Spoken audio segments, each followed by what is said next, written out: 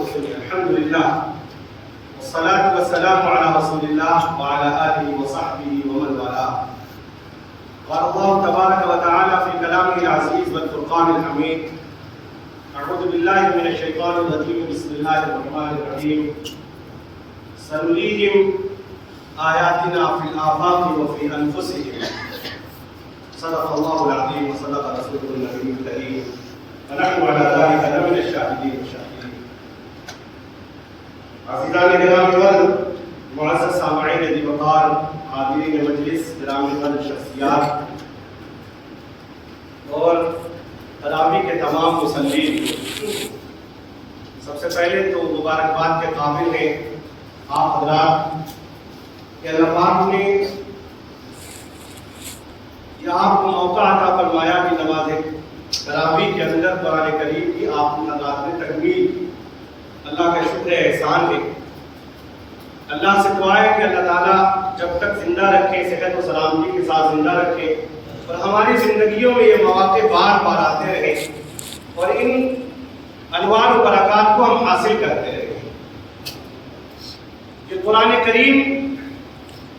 جو آپ نے 10 دنوں کی محنت، امام کی محنت سنانے کی اور آپ کی محنت کھڑے ہو کر کے سننے کی، جس کو سنا ہے، اس کے تعارف کی بھی ضرورت ہے کہ ہم قرآن کریم کے تعارف کو سمجھیں کہ قرآن کریم اللہ رب العزت کی کتنی عظیم کتاب ہے اور کتنا عظیم کلام ہے، جس کو امام صاحب نے تراویح کے اندر پڑھا ہے، نماز کے اندر پڑھا ہے. اگر قرآن کریم کے اعجاز کے سلسلے میں گفتگو کی جائے تو بہت لمبا وقت چاہیے. مختصر یہ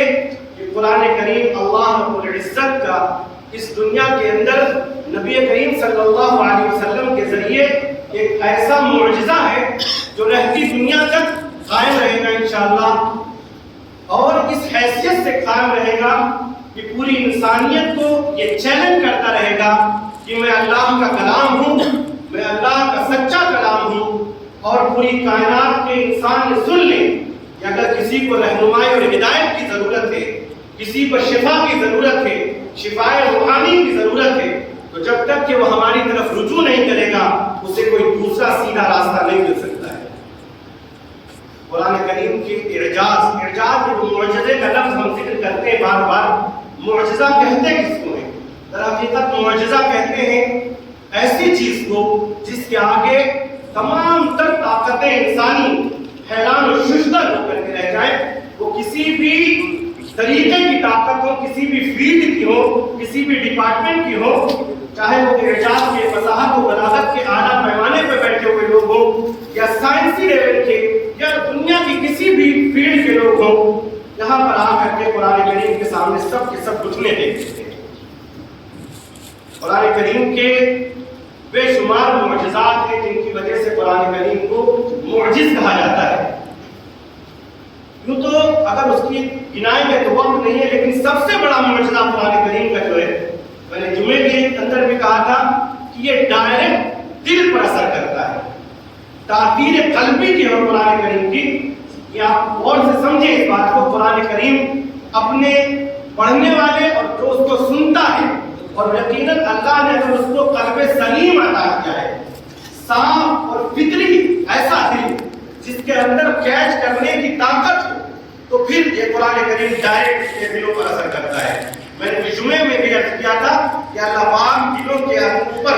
گناہوں کی وجہ سے پردے ڈال دیا کرتے ہیں، اور پردے کوئی باریک ہوتے ہیں، کوئی اس سے موٹے ہوتے ہیں، کوئی اس سے موٹے ہوتے ہیں. یہاں تک کہ کفار و مشرکین کے جو پردے تھے وہ ایسے تھے کہ رسول اللہ صلی اللہ علیہ وسلم ان کے سامنے قرآن پڑھ کر کے سناتے تھے،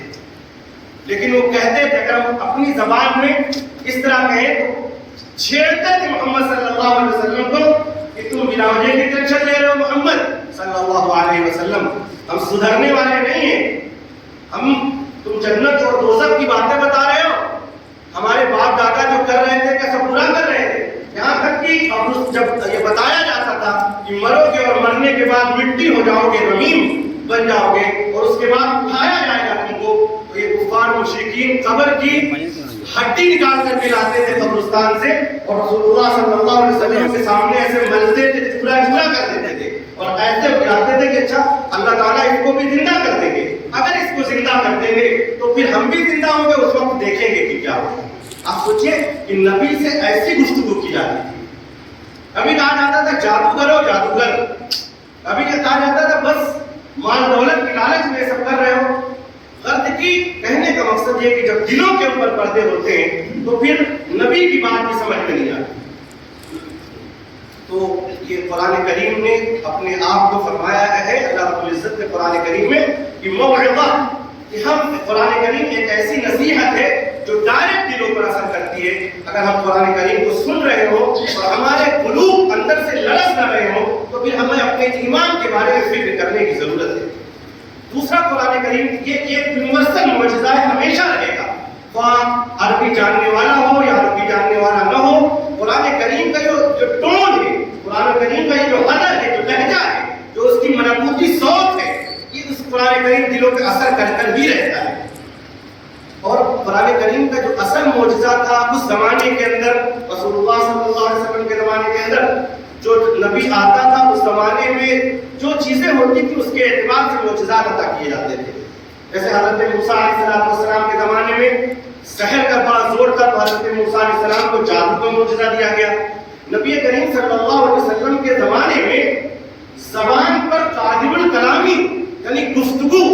اس کا بڑا زور تھا۔ عربوں کی چھوٹی چھوٹی بچیاں بڑے شاندار اشعار کہا کرتی تھی، عربی ان کی گھٹیوں میں پڑی تھی اور ان کو اپنے عربی کے اوپر ناز تھا کہ پوری دنیا کو وہ عجمی کہتے تھے۔ کیا کہتے تھے؟ عجم۔ یہ عجمی کے معنی گونگے کے وجہ ہے، یعنی بولنے والے تو صرف ہم ہیں، باقی پوری دنیا یہ گونگی ہے، عجمی ہے، یہ ان کا تصور تھا۔ تو قادر الکلامی جو تھی تو نبی کریم صلی اللہ علیہ وسلم کو جو قرآن کریم عطا کیا گیا اس میں قادر الکلامی کے اعلیٰ معیار عطا کر دیا اللہ رب العزت نے قرآن پاک میں۔ فصاحت کے اعلیٰ معیار، بلاغت کے اعلیٰ معیار، عبارت کے اعلیٰ معیار، جو ٹیکسٹ ہے اس کے اعلیٰ معیار، کوئی انگلی نہیں رکھ سکتا ہے قرآن کریم کے اوپر۔ یہ شاندار چیزیں عطا کی گئی۔ اور عربوں کی جو میں باتیں عرض کر رہا تھا کہ یعنی ایسے شعرا پیدا ہوئے کہ ان کا جو کلام ہوتا تھا، شعرا اس زمانے میں جیسے زمانے کا میڈیا ہوتا ہے اس زمانے کے شعرا ہوتے تھے، تو ان کے جو سماعت معلقہ وہ اشعار لکھتے تھے، پھر میلہ لگتا تھا، وہاں پڑھے جاتے تھے، تو اس میں ایک شاعر کو چنا جاتا تھا جو سب سے شاندار ہوتا تھا، اس کا شعر کعبہ شریف کے اوپر لٹکایا جاتا تھا اور باقی جتنے شعرا ہوتے تھے اس کو سجدہ کرتے تھے، جو سب سے بڑا شاعر ہوتا تھا یعنی مسجود الشعراء ہوتا تھا۔ تو ایسے 7 معلقات عربی حضرات جانتے ہیں کعبہ کے اوپر لٹکائے جاتے تھے۔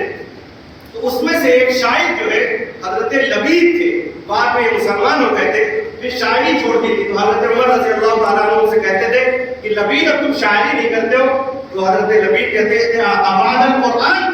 کہ اب قرآن کے بعد بھی کچھ بچا ہے کہ فصاحت بیان کی جا سکتی ہے۔ تو غرض کی قرآن کریم کا جو یہ اعجاز عربیت تھا شاید ہم ہندوستانیوں یا دوسری زبان والوں کو نہ مل سکے، اللہ کی کوئی محنت تک وہاں پہنچ جائے، لیکن قرآن کریم کا جو اور معجزہ ہے اس کو سمجھنے کی ضرورت ہے۔ قرآن کریم کا ایک عملی معجزہ ہے جو اللہ رب العزت نے بیان فرمایا ہے، اس کی آیت میں نے پڑھی تھی، سنریہم آیاتنا فی الآفاق وفی انفسہم، کہ قیامت تک آنے والے انسانوں کو ہم اس کائنات کے اندر اور خود اس انسان کے اندر ایسی نشانیاں دکھاتے رہیں گے جو اس بات کو ثابت کریں گے کہ قرآن کریم برحق ہے اور معجزہ ہے۔ ہو گیا؟ تو قرآن کریم اتنا عظیم الشان معجزہ ہے۔ اب جب قرآن کریم پڑھا جاتا ہے تو پھر ہم قرآن کریم کے پڑھنے کے ان تمام معایر کو، اس کیٹیگری کو پورا کریں۔ اور قرآن کریم آج ہی مطلب ابھی نہیں، دل پر اثر کرنے کی جو میں نے بات کی تھی، ابھی آپ لوگوں نے میڈیا کے توسط سے دیکھا ہوگا، ایک بڑے پادری نے اسلام قبول کیا اور انہوں نے اس بات کا اعتراف کیا کہ میں پچھلے 20 سالوں سے آنا چاہ رہا تھا اور اب تو میری گھر واپسی ہوئی۔ اسی طرح بے شمار لوگ ہیں جیسے دین اسلام میں لوگ آ رہے ہیں، بڑے افسوس کے ساتھ کہنا پڑ رہا ہے کہ ہماری بدعمالیوں اور بدنصیبیوں اور قرآن کریم کی بے حرمتی کی وجہ سے اور قرآن کریم کو نہ سمجھنے کی وجہ سے بڑی تعداد جو اسلامی نام والے محمد عمران، محمد فہیم، محمد سلمان یا عورتیں اور لڑکیاں ہیں وہ اسلام سے نکل بھی رہی ہیں، کیونکہ اللہ رب العزت کو کسی نام سے محبت نہیں ہے اور محمد رسول اللہ صلی اللہ علیہ وسلم کے مت والوں سے محبت ہے جو شریعت محمدی پر کما حق و عمل پیدا ہوتے ہیں۔ تو قرآن کریم کی اس برکت کو آپ اللہ نے حاصل کیا ہے اور ایک عزم کر کے اسے کہ اپنے بچوں کو قرآن کریم ضرور پڑھائیں گے اور اپنے بچوں کو حافظ بنائیں گے، قرآن کریم کا فہم پیدا کریں گے۔ رسول اللہ صلی اللہ علیہ وسلم نے فرمایا کہ اپنے بچوں کی ایسی تربیت کریں کہ ان کے اندر قرآن کریم کی محبت کو پیوست کر دیں۔ آنے والا زمانہ بڑا خطرناک ہے، روٹی کے بدلے میں بچوں سے ایمان خرید لیا جائے گا، روٹی دے کر کے، روزگار دے کر کے ایمان خرید لیا جائے گا۔ ایمان پر محنت کریں، قرآن پر محنت کریں، قرآن کی معرفت پر محنت کریں اور اہل علم کی عزت کریں، حفاظ کی عزت کریں۔ جب آپ حفاظ کی عزت کریں گے تو آپ کے بچے جب اس مرتبے کو دیکھیں گے تو آپ کے بچوں کے اندر قرآن کریم کی محبت پیدا ہوگی۔ اللہ تعالیٰ کہنے سننے سے زیادہ علم کی توفیق نصیب فرمائے اور قرآن کریم کی محبت ہم سب کے دلوں میں پیدا فرمائے۔ دعا کریں۔